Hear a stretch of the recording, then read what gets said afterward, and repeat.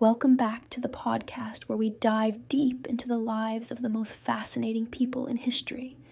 Today, we're talking about a legend, an icon, a man whose voice could shake stadiums and whose presence could set the world on fire, Freddie Mercury. But wait, we're not here to talk about his music. We all know how legendary Bohemian Rhapsody is. No, today, we're going behind the curtain into his personal life, the loves, the heartbreaks, the scandals, and the secrets. And trust me, there's a lot to unpack, so buckle up because this one's going to be good.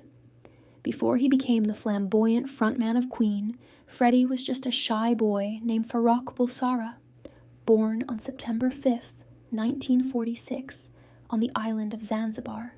He was raised in a traditional family. Not exactly the kind of environment you'd expect a future rock star to grow up in, right? But even as a kid, Freddie was different. He had a wild imagination, a love for music, and those signature teeth, his famous overbite, that he refused to fix because he believed they gave him his incredible vocal range. As a teenager, his family moved to England, and that's where Farrokh transformed into Freddie. He attended art school, met Brian May and Roger Taylor, and together they formed Queen.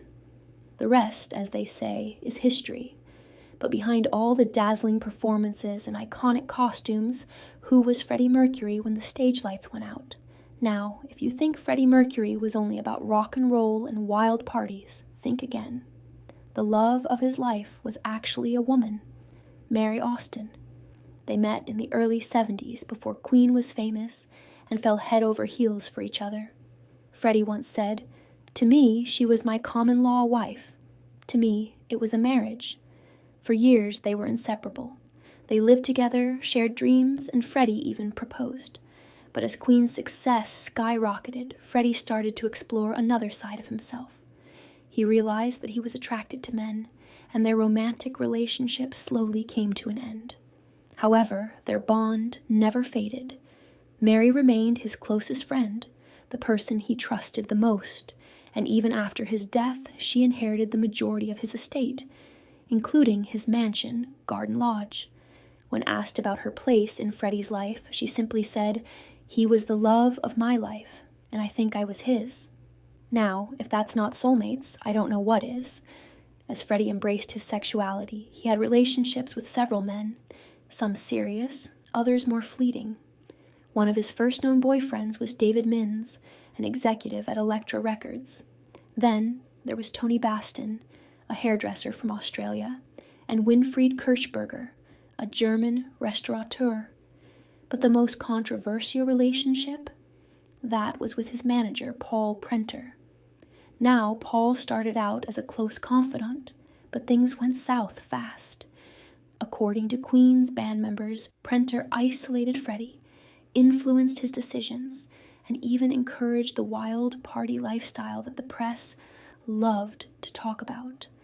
But the ultimate betrayal came when Prenter sold intimate details of Freddie's life to a newspaper. He revealed Freddie's private relationships, spoke about his battle with illness before Freddie himself had a chance to, and completely broke his trust. After this, Freddie cut him off entirely. Ironically, Paul passed away from health-related complications just months before Freddie himself did. But not all of Freddie's relationships ended in drama. His last and most enduring love was Jim Hutton, an Irish hairdresser. They met in the mid-'80s, and while Jim didn't recognize Freddie at first, yes, really, their relationship grew into something special. Unlike many others in Freddie's life, Jim didn't care about the fame or fortune. He loved Freddie for who he was. When Freddie was diagnosed with a serious illness, Jim stayed by his side, taking care of him until the very end. Freddie even referred to him as his husband, and in many ways, Jim was the one who gave him the quiet, unconditional love he had always longed for. After Freddie's passing in 1991, Jim kept a low profile, living a quiet life until he passed away in 2010. Freddie Mercury was larger than life, but in his final years, he withdrew from the public eye. In 1987, he was diagnosed with a serious illness but he kept it a secret for as long as he could.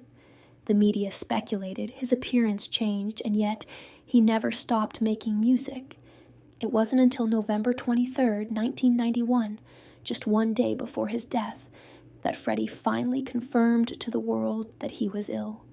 And then, on November 24th, he was gone. Just like that, the world lost one of the greatest performers ever. But his legacy? Oh, that will never fade. Freddie Mercury wasn't just a rock star. He was a man full of contradictions, bold on stage but shy in real life, loved by millions but often lonely, someone who gave the world his voice but kept so much of himself hidden.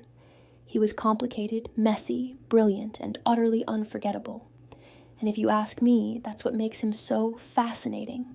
So next time you listen to Somebody to Love or We Are the Champions, just remember, the man behind that voice was just as extraordinary as the music he left behind.